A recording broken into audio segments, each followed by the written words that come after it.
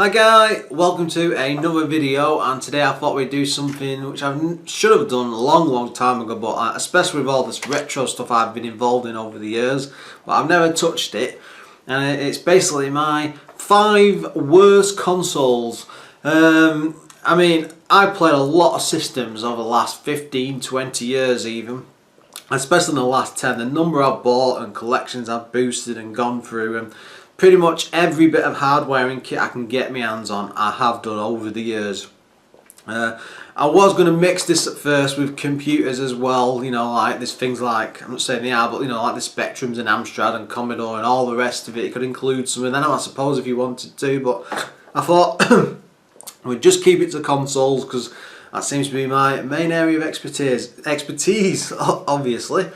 Right, me fifth one. These are all systems, by the way. I'm sure people will love or hate them depending on their experience with them, but this is just my personal opinion going off the back of what I've been involved with over time. But the fifth one, I would say, is the Ngage.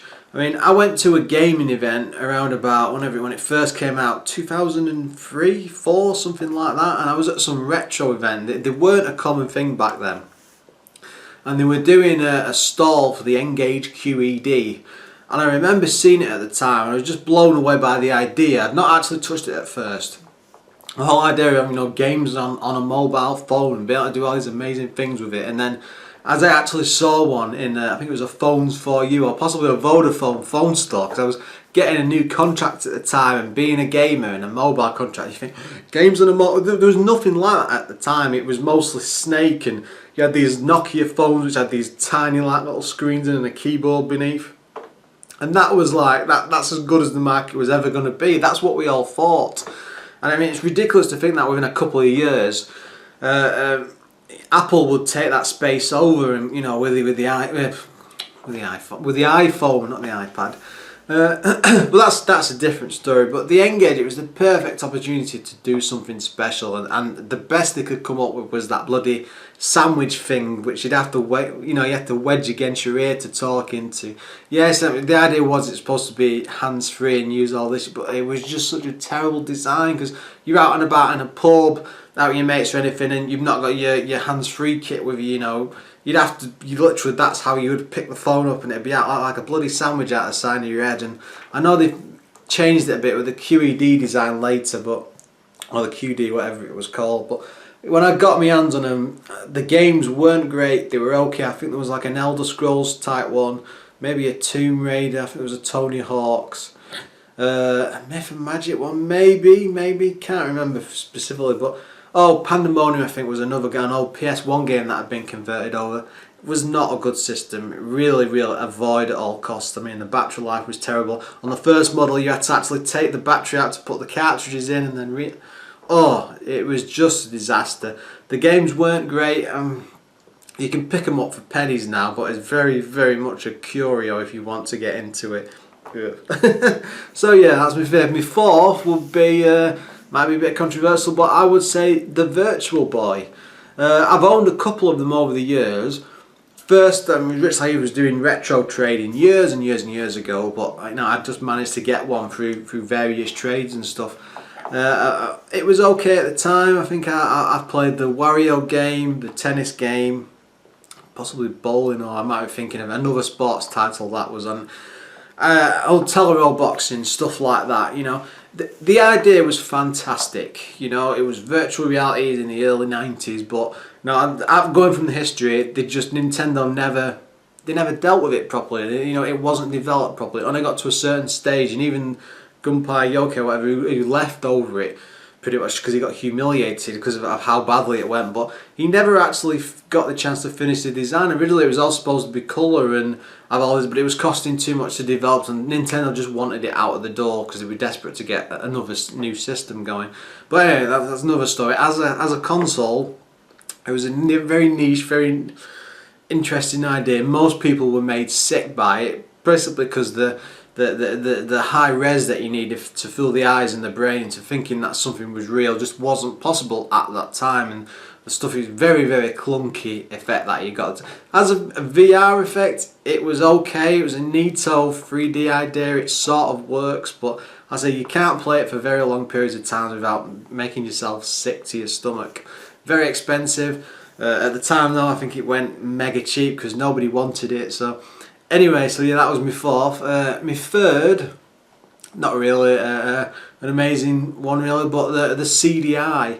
I mean, I remember seeing one of these back in Currys or Comet back in the day in some UK store, and it was about probably about £500-600, maybe a bit more. But you know, at the time, I remember seeing it, and I see it in this store, these displays and stuff, and they had like this golfing game on it, and it was mainly education titles. The controller was this weird thing with it was just. It just wasn't a very good console. It didn't have very great games on it. I mean, I've picked a couple up over the years because as a retro gamer you get intrigued by stuff like that, but it just wasn't a good system. I don't even think it had any good games. I think maybe there was a Wild West shooter, Wild Dog McCree or Mad Dog McCree, something like that was probably the best game on it, which the golf games were okay, but being back in that day, having to pay all that money for one of them compared to the normal consoles, which were like £250 maybe at a push at the time, and to get, you know, you can still get a ton of great games for them, and then you had the CDI as a comparison. Just wasn't a good console. Again, it was pre-DVD, so it was all this idea of, oh, it'll be a multimedia centre in the middle of the home, people will watch CDI videos, remember those? And yeah, so yeah. Second, I would have to pick, again, this is my personal opinion, I've gone off my experiences, but I mean, it would have to be the Atari Jaguar. I mean, I don't know what to say about that as a system.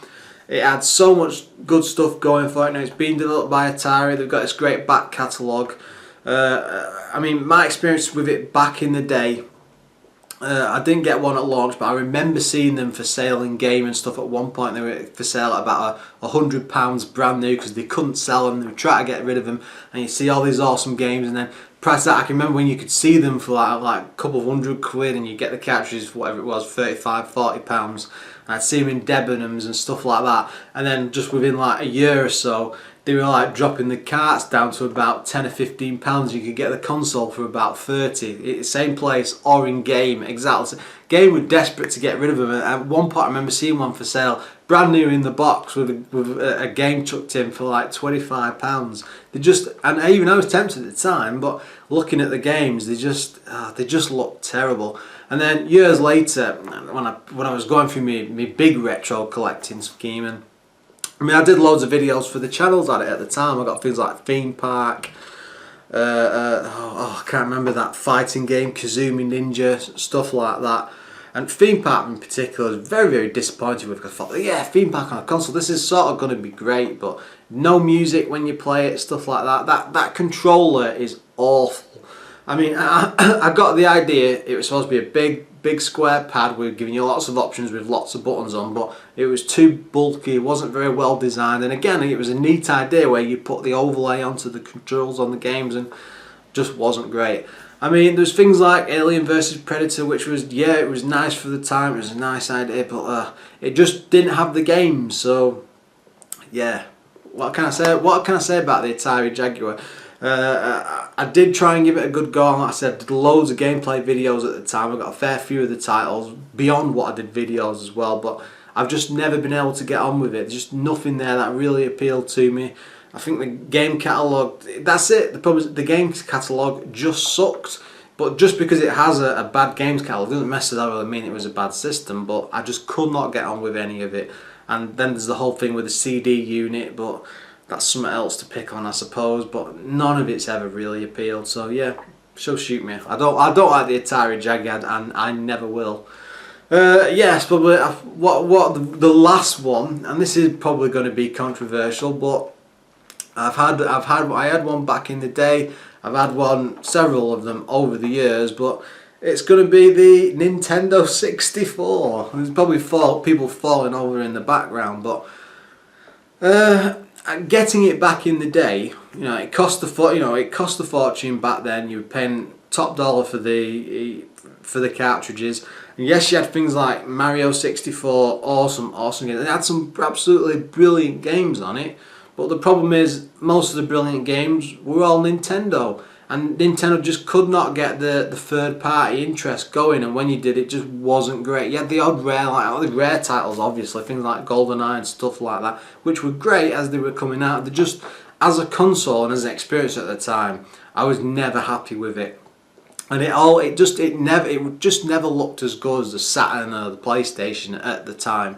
And even going back to it years and years later, as I have done, I can't get past it. I mean, I play retro games. I know they look terrible, and you're not going to get excited over graphics and things like that. But for that period, that whole Vaseline vision, which you just didn't get on the PS1 or the Saturn. Obviously, they weren't amazing with the textures and stuff, but they were using CD systems, the amazing music and the graphical capability, and they just felt like better looking experiences. Plus, you had the fact, even though the Saturn just didn't have as many games as the PS1, it still seemed to feel as if it was getting more of a library being built at the time than what the N64 was getting. The PlayStation was just off and away in its own little world. That's just, what a surprise that was to the market. But the N64, I mean, again, this is just bitterness coming back from owning one at the time, and